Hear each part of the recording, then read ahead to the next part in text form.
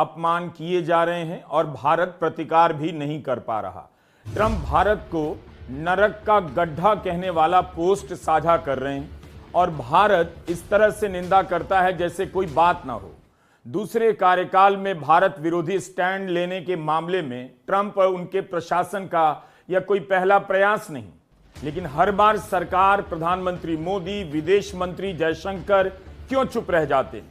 भारत से ज्यादा अमेरिका में लोग ट्रंप के इस नस्लभेदी भारत विरोधी पोस्ट की निंदा कर रहे हैं।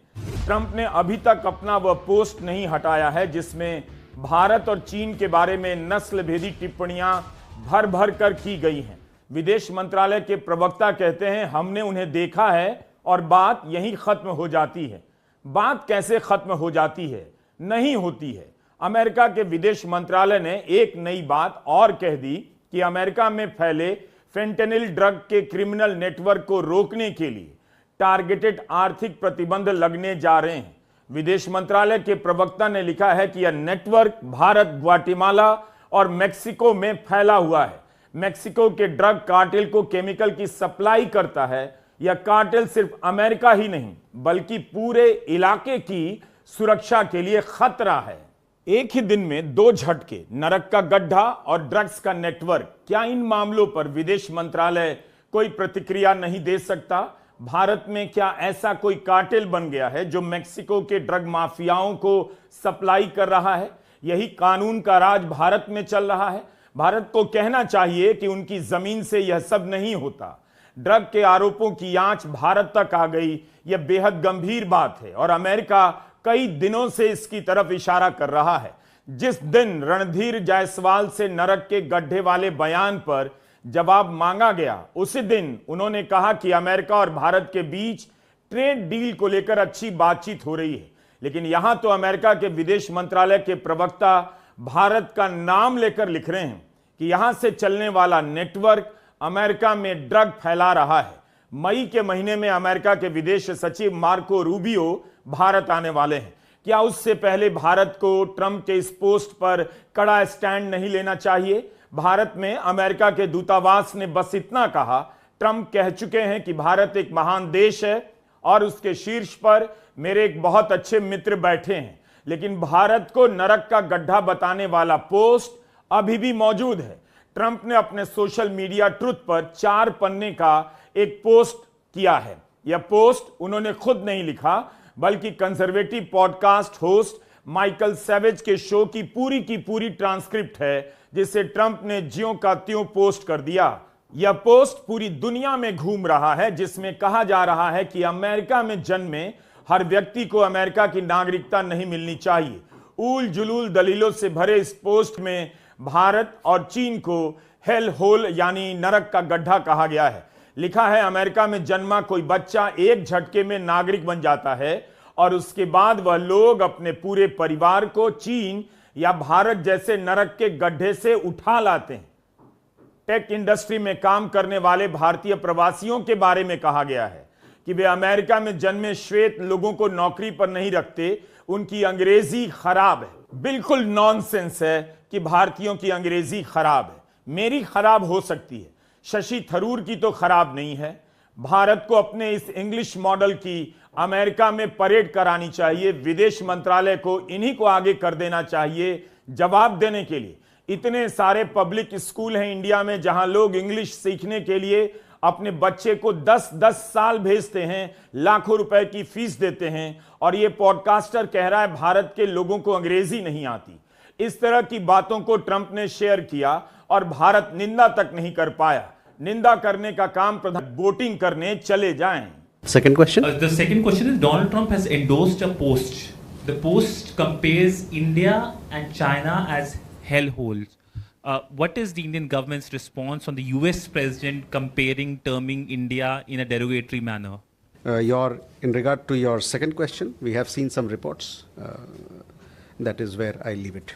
अव्वल तो यह कोई बयान ही नहीं कि हमने कुछ रिपोर्ट देखी है और बात यहीं खत्म करते हैं। कैसे खत्म हो जाएगी बात?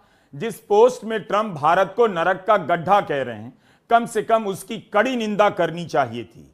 जब रणधीर जायसवाल के बयान की आलोचना होने लगी तब जाकर लिखित बयान आया जिसमें ट्रंप का नाम तक नहीं लिया गया और कहा गया कि हमने सोशल मीडिया पर एक पोस्ट देखी है और उसके बाद अमेरिकी दूतावास का बयान भी देखा। यह पोस्ट अमेरिका और भारत के रिश्तों की असल तस्वीर नहीं बयान करती, जो आपसी सम्मान और साझा हितों पर आधारित है। यह बयान स्पष्ट रूप से अनइन्फॉर्म्ड, अनुचित और पुअर टेस्ट में है। बस अमेरिकी कांग्रेस के सदस्य और डेमोक्रेट पार्टी के नेता रो खन्ना ने उपराष्ट्रपति जेडी वांस से सवाल पूछा है कि राष्ट्रपति ट्रंप ने इमिग्रेंट्स का जो अपमान किया है, भारत या चीन को नरक का गड्ढा कहा है, क्या उस पर कुछ टिप्पणी करना चाहेंगे? या आप भी मानते हैं कि भारत नरक का गड्ढा है और चीन और अमेरिका से आए प्रवासी अमेरिका को खराब कर रहे हैं? क्या प्रधानमंत्री मोदी ट्रंप के किसी बयान की आलोचना नहीं कर सकते? ट्रंप ने जब कनाडा के बारे में कुछ कहा तो कनाडा के प्रधानमंत्री कथ होने की छूट क्या राहुल गांधी को मिलती, जिन पर बीजेपी के नेता विदेशों में दिए गए उनके हर भाषण को लेकर आरोप लगाते रहते हैं कि विदेशों में भारत का नाम बदनाम कर रहे हैं। राम माधव फैक्चुअली गलत बताकर अपने बयान पर माफी मांगकर किनारे हो गए। राहुल गांधी ने अगर यही बात अमेरिका में जाकर कह दी होती तो गोदी मीडिया और बीजेपी ने हंगामा मचा दिया होता।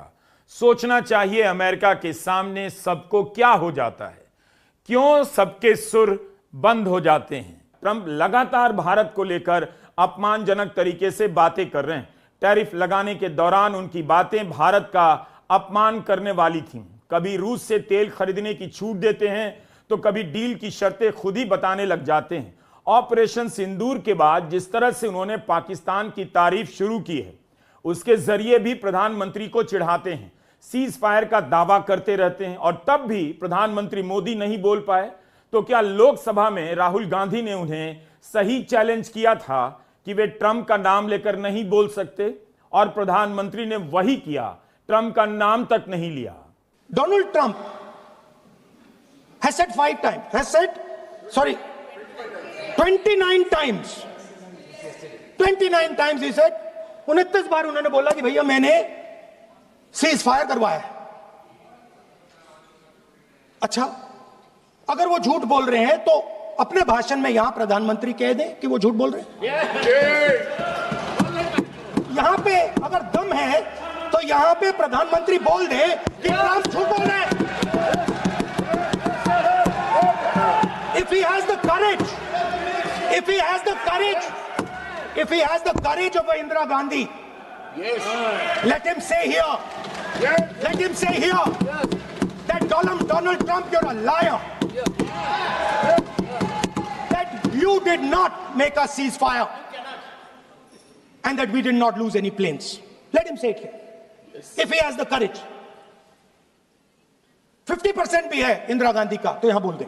सवाल है कि हर मौके पर चुप रह जाने की विदेश नीति से भारत को क्या मिल रहा है? इतनी चुप्पियों के बदले भारत अमेरिका के साथ अपने संबंधों में कौन सा हीरा मोती बटोरने लगा है?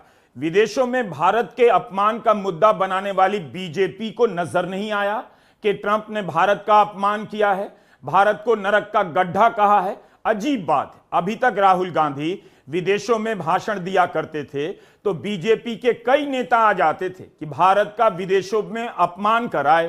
कोई आधार नहीं, कोई अपमान नहीं, राहुल गांधी ने ऐसी कोई बात नहीं कही। तब भी यह मुद्दा बनाया जाता है कि राहुल गांधी ने विदेशों में भारत का अपमान किया है। और जब ट्रंप ने इस तरह का पोस्ट कर भारत का अपमान किया, ड्रग नेटवर्क से उनके प्रशासन ने भारत को जोड़ा, तब गोदी मीडिया भी चुप रह गया। कांग्रेस ट्रंप के बयान को भारत विरोधी बता रही है और बीजेपी चुप है। प्रधान